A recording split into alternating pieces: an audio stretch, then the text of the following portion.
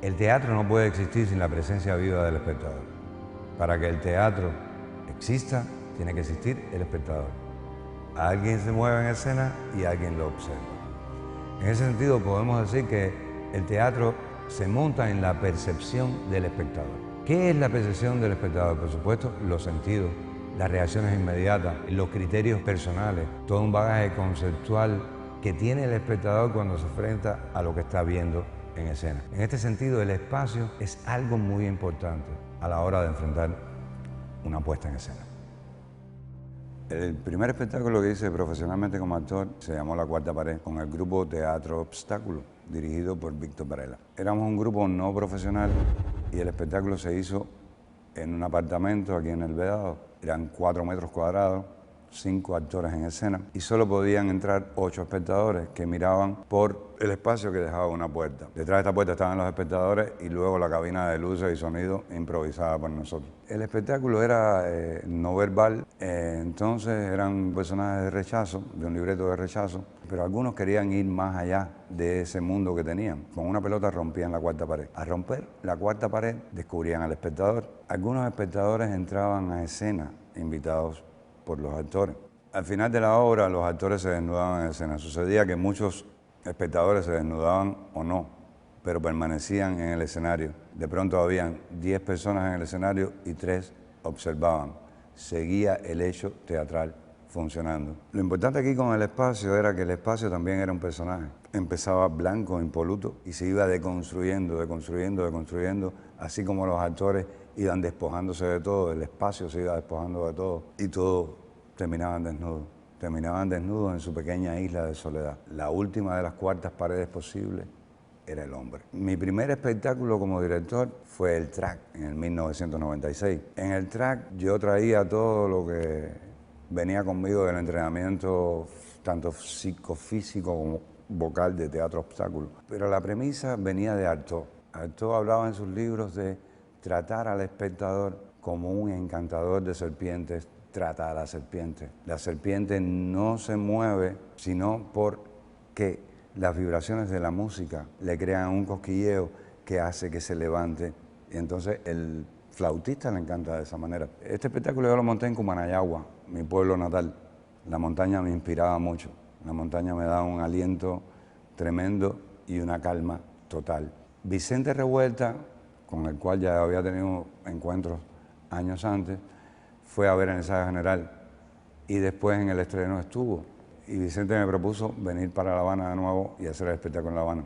Comenzamos paradójicamente a hacer el espectáculo en su apartamento. El espectáculo fue concebido en un principio para hacerlo frontal, a la italiana, con el principio este de Artaud, del encantador de serpientes. Empezamos a hacerlo en el apartamento de Vicente. Lo que sucede es que Vicente empieza a introducir en el espectáculo la aleatoriedad. De pronto Vicente invitaba a personas. La puerta de entrada al apartamento me quedaba detrás del escenario.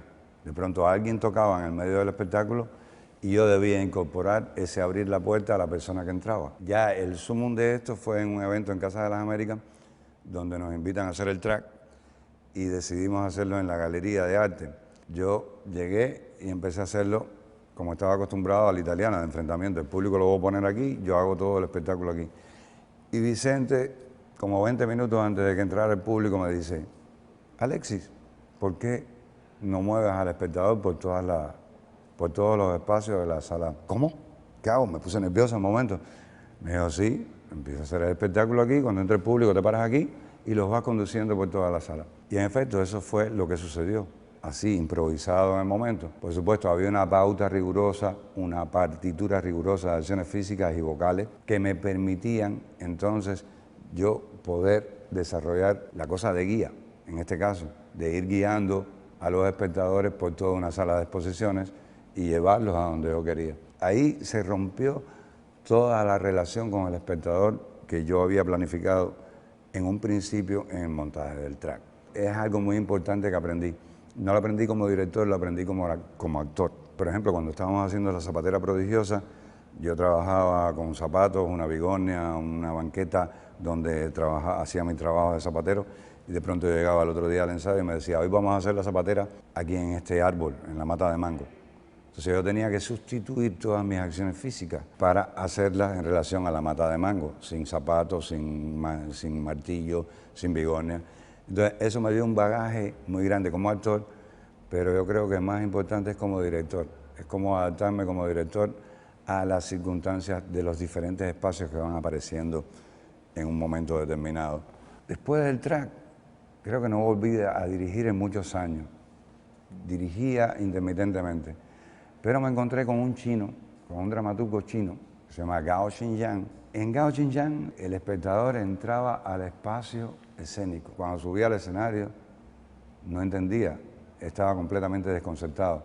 Y el espectáculo se iba desarrollando entre los espectadores. Empezaban con un juego, entraban en una situación, viajaban abstractamente por esa situación y volvían a la misma cotidianidad de cómo se iban a casa, qué guagua iban a coger, todo. Entonces era un viaje en el cual el espectador no tenía espacio fijo. El espectador se tenía que estar moviendo todo el tiempo dentro del escenario grande donde se hacía la obra. Es muy difícil encontrar un espectador que siga tu estética o tu manera de hacer teatro cuando tú no tienes un espacio fijo para poner tus obras. O sea, uno se pasa 6 meses al año trabajando para hacer un montaje y de pronto tienes 12 funciones, nada más en ese año. Con 12 funciones, ni la obra ha crecido, ni la obra ha madurado. Creo que Meyerhold o alguien de estos decía que para allá, para la función número 38, es que es el verdadero estreno de la obra. Nunca he estrenado una obra de teatro, porque como director nunca he pasado de 14 funciones en el año. Es curioso. Hay una frase famosa de Heráclito que Borges la analizó y requete analizó, que decía, nadie baja 2 veces al mismo río. ¿Por qué nadie baja 2 veces al mismo río? Porque el río no es el mismo. Las partículas cambian constantemente. El río sigue fluyendo. Y ese que bajó al río la segunda vez no es el mismo. Entonces, el espectador que va 2 veces a ver la misma obra no es el mismo. Y la obra no es la misma. Creo que esa es la importancia del hecho teatral. En ese sentido también Brecht fue algo muy interesante, un gran descubrimiento para mí. Con Brecht descubro esta cosa del espacio, de crear grupos, y empiezo a estudiar a Brecht con los alumnos de LISAM en un semestre donde había que hacer teatro universal. Y no fuimos a una obra concreta, sino que cada alumno, cada actor empezó a buscar poemas que latieran en él, que tuvieran una resonancia con ellos, y a partir de ahí creamos una estructura brechtiana, llena de cortes, distanciamientos y con música en vivo, donde la relación con el espectador era más crearle en ciertos momentos una ilusión de veracidad, una ilusión de realidad al espectador, pero que constantemente cuando el espectador estuviera más imbuido en esa relación de realidad, cortársela, decirle, esto es teatro. ¿Qué es la teatralidad en realidad? Cuando tú vienes al teatro, vas a ver a unos actores en escena que están representando algo que supuestamente puede ser parecido a la vida real, en el caso más naturalista. Ya eso es teatral, o sea, nunca es verídico. El lío es cómo tú creas en escena todo un artificio que a los ojos del espectador sea natural, no naturalista. ¿Cómo encontrar una gestualidad cotidiana que sea un medio entre la estilización y el naturalismo?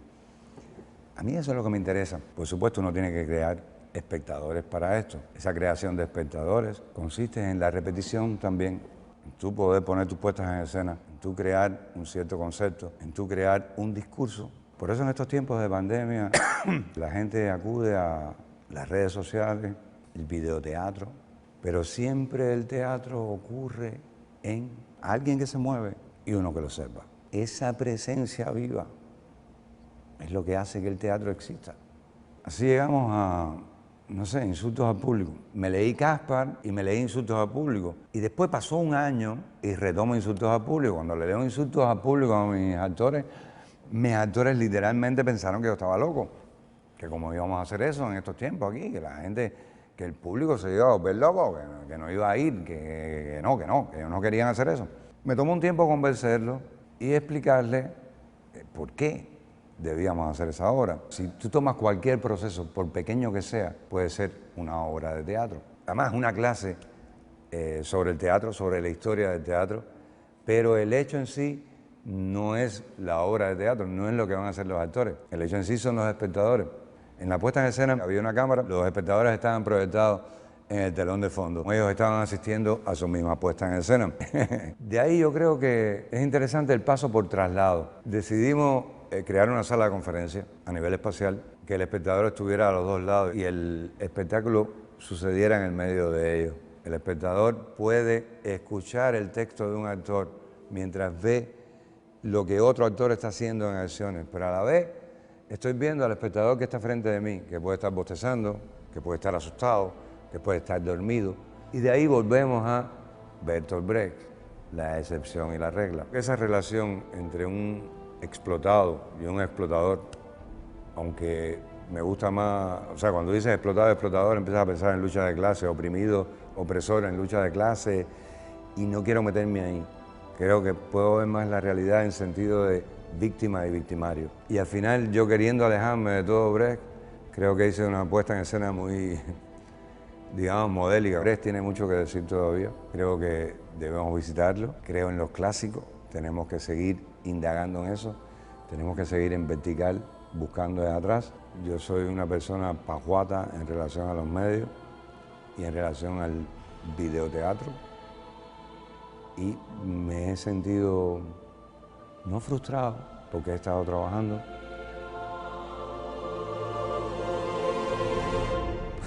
Siento que el teatro no existe sin el espectador en vivo. No puedo hacer teatro para las redes. Perdón.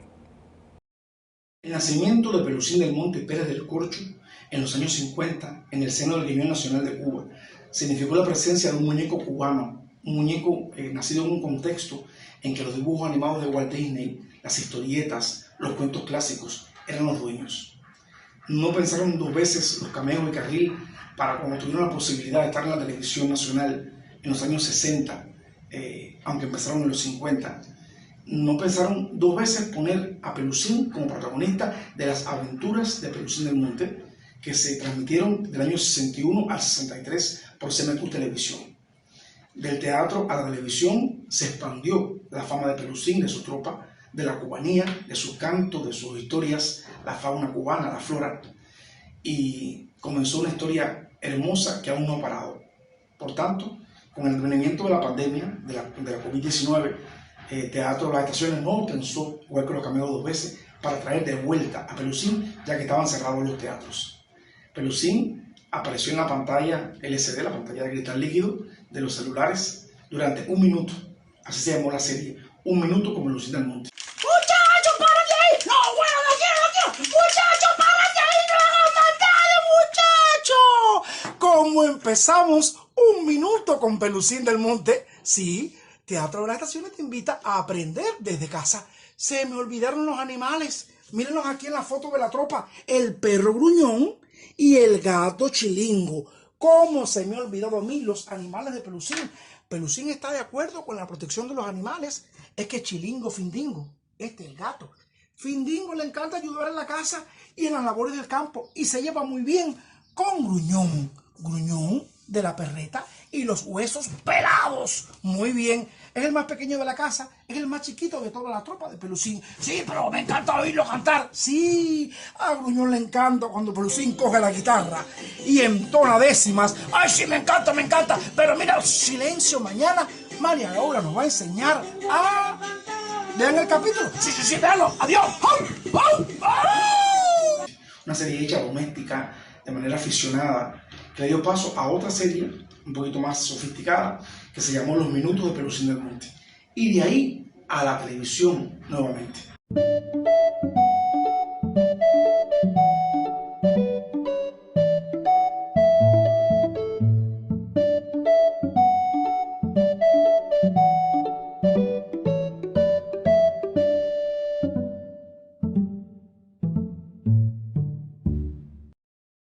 Cuando el mundo tuvo cielo, ¡ay! Enseguida nació el sol, ¡ay!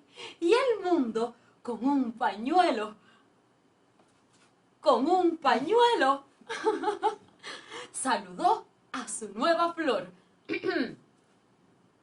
Cuando el hombre tuvo cielo y en el sol se reflejó de la sombra de un pañuelo, un títere recreó.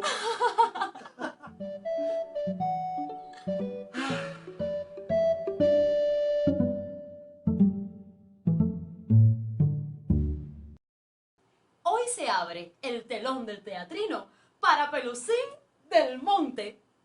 Títere nacional de Cuba.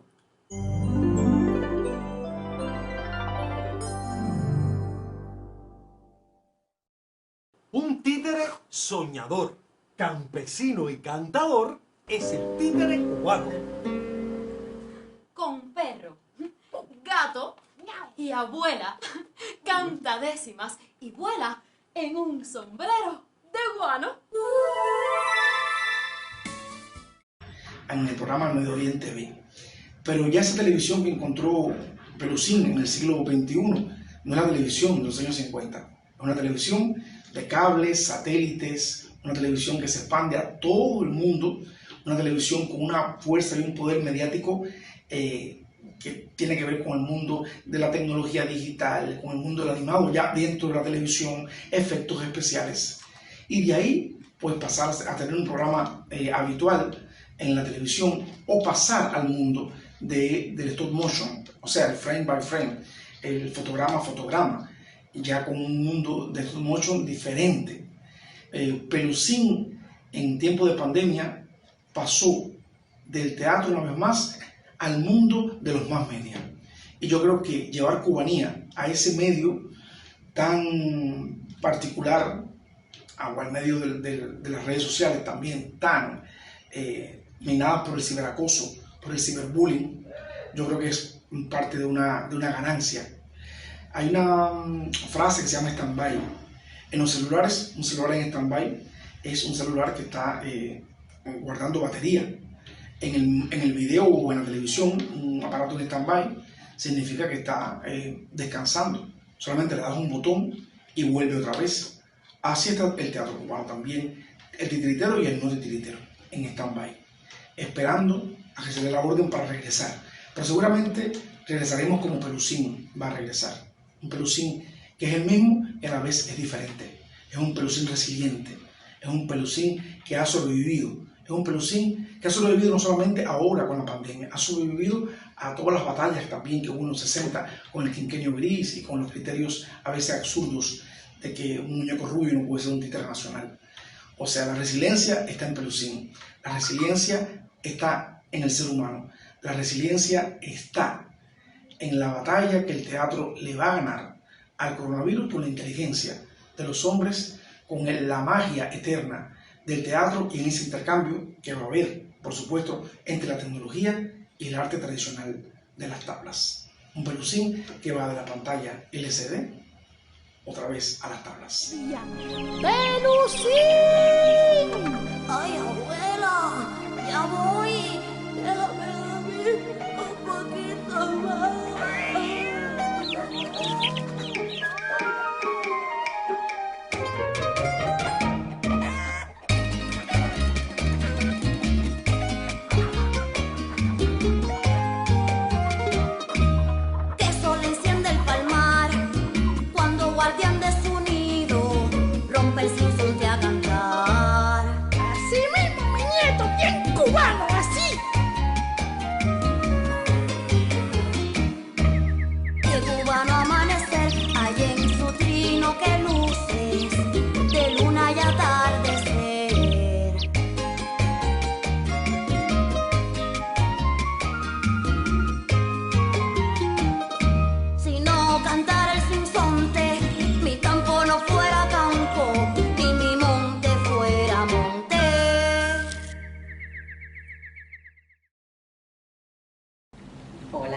Muchas gracias al comité organizador de Traspasos Escénicos por esta invitación en su 10ª edición y que también está celebrando el cumpleaños 45 de nuestra Universidad de las Artes, Instituto Superior de Arte ISA. Estamos aquí una vez más en medio de una pandemia que ha durado más de 18 meses y por supuesto estamos en modo virtual. La virtualidad nos ha obligado a todos a un nuevo discurso, un discurso que fundamentalmente tiene un cambio radical, y es que para nosotros profesores, para los actores, para los directores, está violando el recurso face to face, sentir al espectador, saber lo que el receptor está sintiendo, esa comunicación directa que uno ha perdido y que entonces está ante un receptor desconocido que se amplía, en efecto, esas son sus ventajas, pero que uno no sabe cuáles son sus reacciones ante lo que uno está diciendo. Yo creo que estamos hablando de un teatro que está a la espera.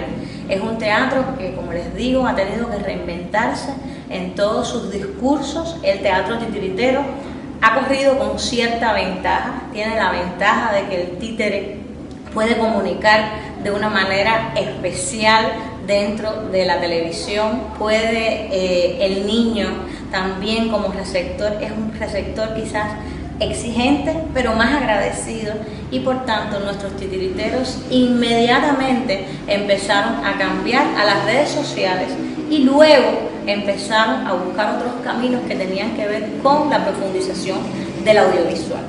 Muchas son las experiencias de las que podemos hablar después de casi 2 años de estar encerrados en casa, reinventándonos en el teatro titiritero cubano.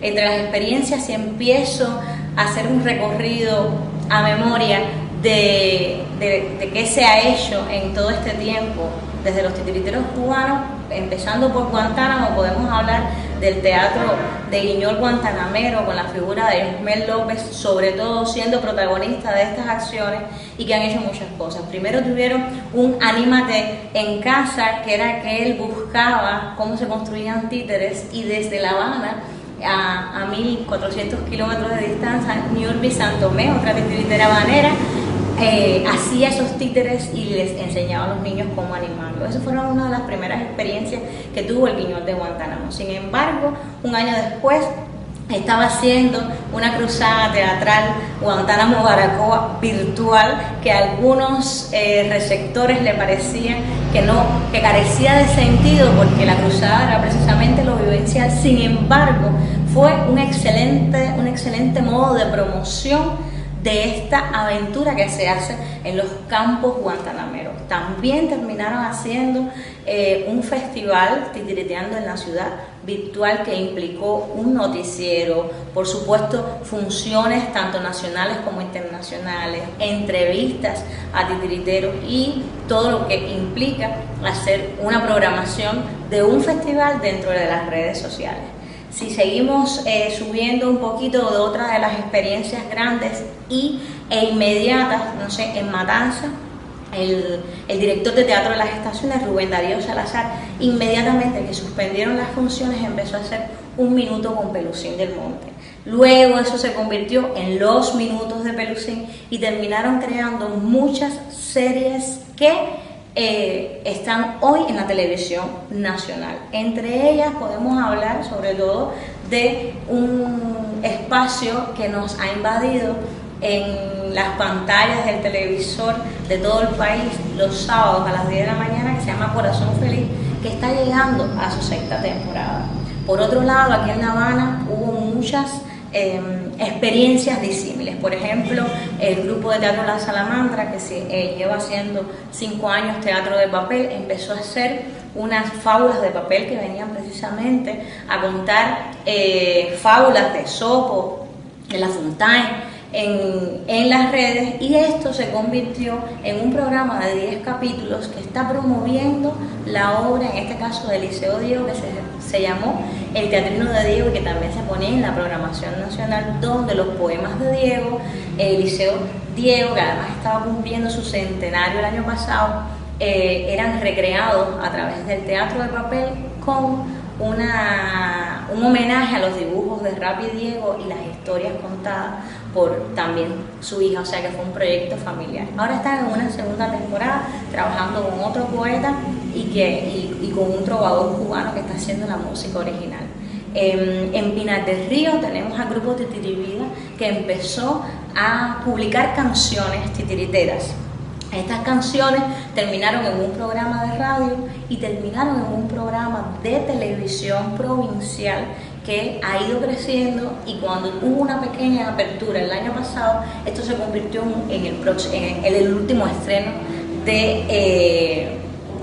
del grupo pinareño. Experiencias ha habido muchas. Hace poco el grupo Retablos de La Habana empezó a publicar todos los viernes no sé si llamarle una temporada, si llamarle una experiencia hermosa que se llama El Secreto, y que ahí hay de todo un poco, desde maneras de animar los títeres, de hacer mecanismos, algunos textos que parten del repertorio, en fin. El titiritero cubano ha tenido que rearmarse para no dejar de existir. Hay muchas más experiencias que se me están quedando. Enumerarlas ahora después de 2 años me parece que ya es un recurso. Hay publicaciones que hemos hecho colegiadas en Funámbulos, estuvimos publicando sobre las redes en Cuba Escena también. Hay una relatoría extensa de todas las experiencias donde el titiritero ha estado abocado. ¿Qué pasa ahora? Hay muchos grupos que se saben que están preparando sus próximas producciones. El Teatro La Proa, por ejemplo, hemos visto fotos en las redes de toda una producción hecha esperando abrir los teatros de su estreno próximo, que será Amelia Sueña Mariposa. Pero este grupo, que es un grupo activísimo, también ha sido de los que más ha tenido participación en las redes sociales y en la televisión. No les voy a enumerar la cantidad de acciones que han hecho, pero terminaron también haciendo un festival virtual que se llamó Habana Titiritera, con noticieros, entrevistas, homenajes y puestas en escenas, por supuesto, de Cuba y del mundo. Son acciones que han mantenido a los titiriteros detrás de la pantalla, esperando a que lleguen los niños, a que llegue el público, un público que uno puede especular claramente que va a ser un público diferente, un público que va a tener una distancia, que va a tener un protocolo de sanidad diferente y que también va a tener que readaptarse a esta nueva realidad. Creo que lo más importante de este periodo, desde mi particular manera de ver, es que el teatro titiritero llegó a la televisión nacional con calidad. De repente hemos visto muchos títeres en televisión nacional. Estoy pensando también no solo en títeres, sino en teatro para niños, como La Casa de Papote de Ernesto Parra, en Las Dunas, y han llegado diseñadores importantes a la televisión en la construcción de títeres, que están siendo un recurso importante. Están los actores que llevan más de 20 años dedicados al trabajo para niños, y esas personas han llegado con sus producciones profesionales y de calidad a la televisión nacional, y eso por supuesto es excelente para los niños y excelente para la promoción del teatro titiritero. Hay poco tiempo, esto es virtual, agradezco una vez más la invitación a Traspasos, y bueno, espero que hayan disfrutado de estas apostillas al teatro titiritero desde las redes. Muchas gracias. Hola a todas y todos. El título de mi ponencia es Teatro en soportes tecnológicos, el tiempo instaurado por el acto poético.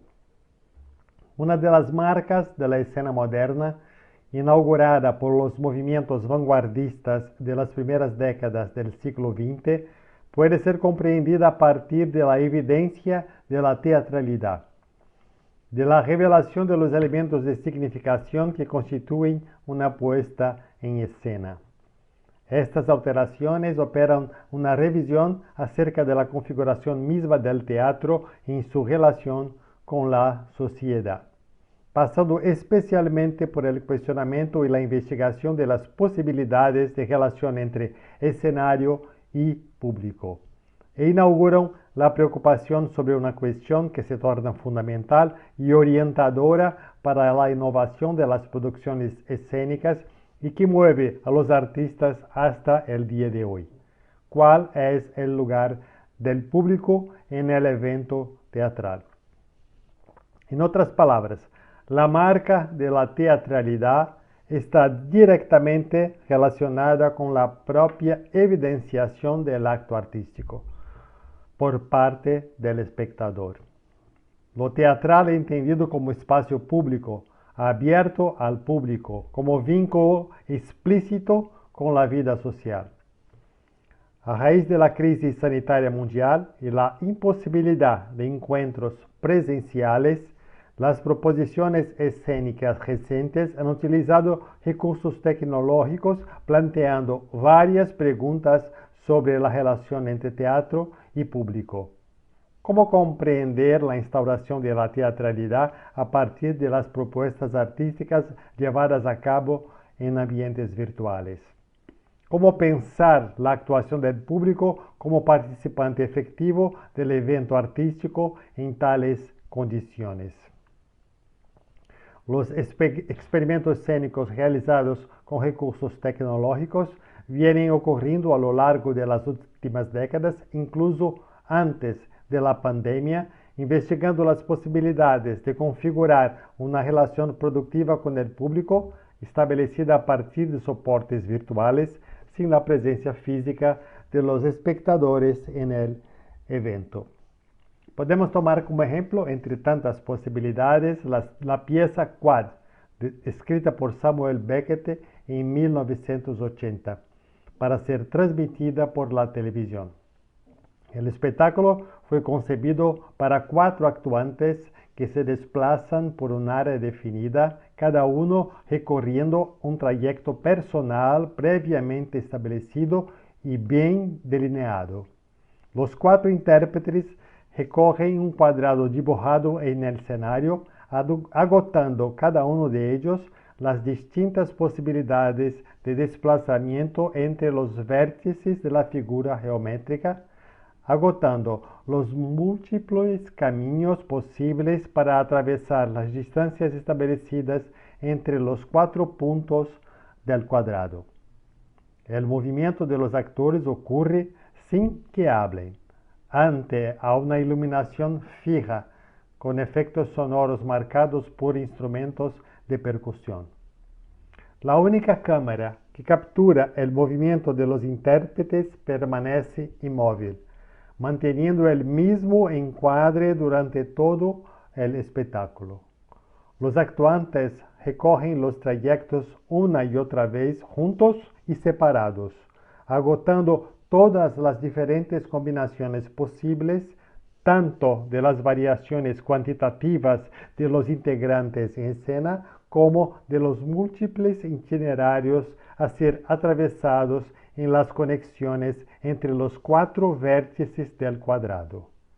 El caminar de los intérpretes, que al principio son rápidos y vibrantes, se van volviendo más lentos y fatigados a lo largo de un recorrido que poco a poco suena tedioso y repetitivo.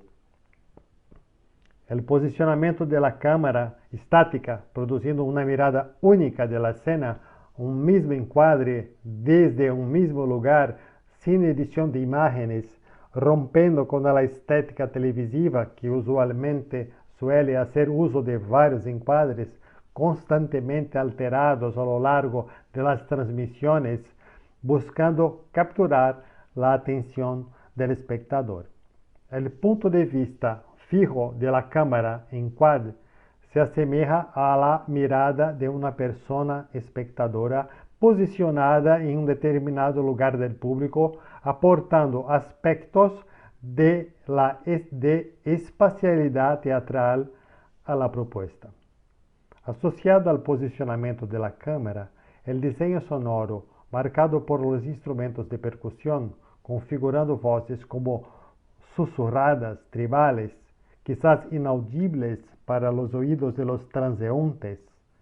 El vestuario monocromático de cada actuante, que cubre todo el cuerpo, incluyendo el rostro de los intérpretes, aportando un cierto arte de impersonalidad y aislamiento a las figuras en escena, así como el movimiento repetitivo y coreografiado de los intérpretes, contribuye a evidenciar la teatralidad que marca el hecho.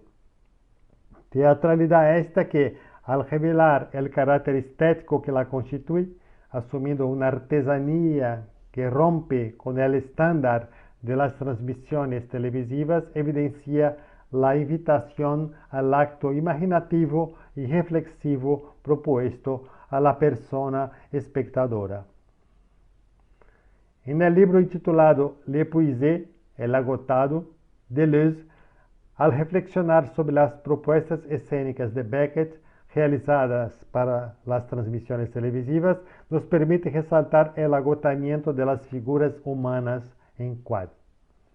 Un agotamiento que va más allá del mero cansancio, ya que se refiere a los diversos intentos de equiparar preocupaciones o de resolver cuestiones urgentes.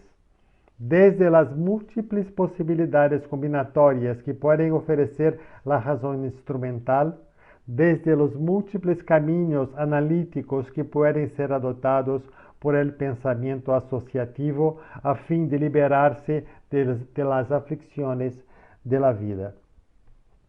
El agotamiento de las posibilidades efectuado por la razón operativa en las múltiples combinaciones posibles de caminos en búsqueda del pensamiento no parece ofrecer soluciones adecuadas para lo que efectivamente nos angustia. Las trayectorias de los intérpretes en escena, agotando las múltiples posibilidades de recoger los vértices del cuadrado, indican una forma estéril de intentar resolver las inquietudes. La búsqueda por mantenerse activo no resulta en nada. En el intento de pasar de una postura pasiva a una postura activa, invirtiendo en la instrumentalidad de la razón, nos sentimos más que cansados, quedamos agotados, y por nada, porque de eso no sale nada más que el círculo repetitivo del siempre igual, siempre más de lo mismo.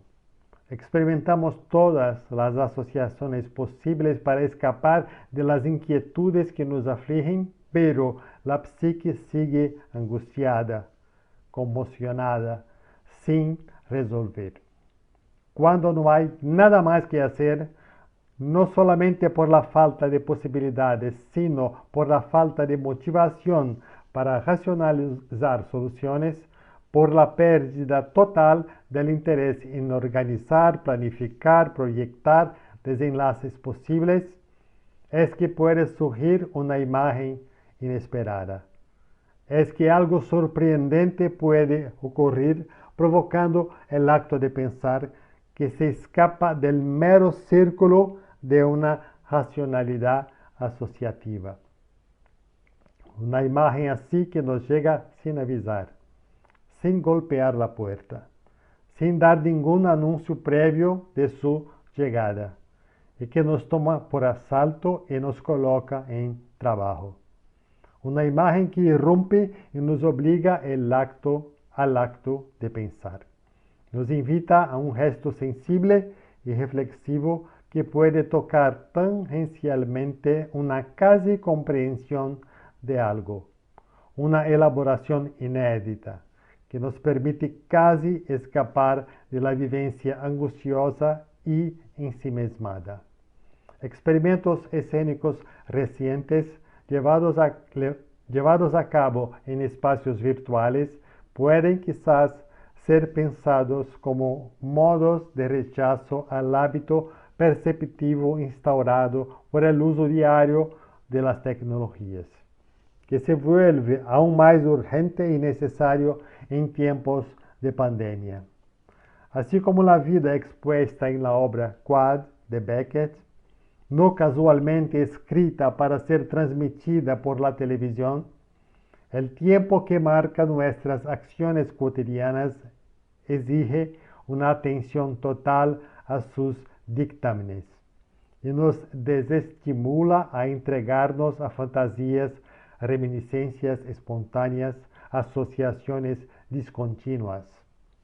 Esto indica la necesaria autonomía en la relación con el tiempo, imprimiendo un ritmo específico a los acontecimientos, deteniendo cada vez el flujo descontrolado de la temporalidad vacía, estableciendo un espacio-tiempo adecuado para la producción subjetiva. El teatro, desde las invenciones vanguardistas con las que los experimentos contemporáneos mantienen una tensión dialógica, propone una experiencia temporal a veces prolongada, a veces interruptiva, bajo la égida de un movimiento pulsional, con aversión a la lógica lineal de la racionalidad operacional.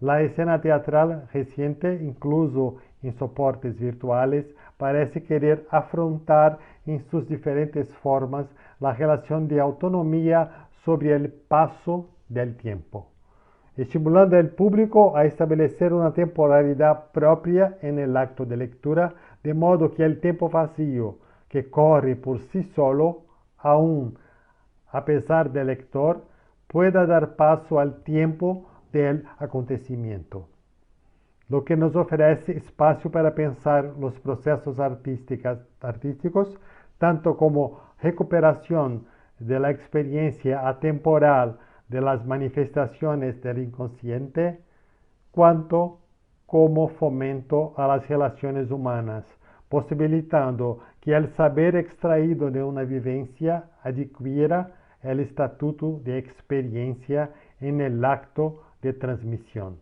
al ser compartido con alguien. Es esto, muchas gracias, muito obrigado, muito obrigado.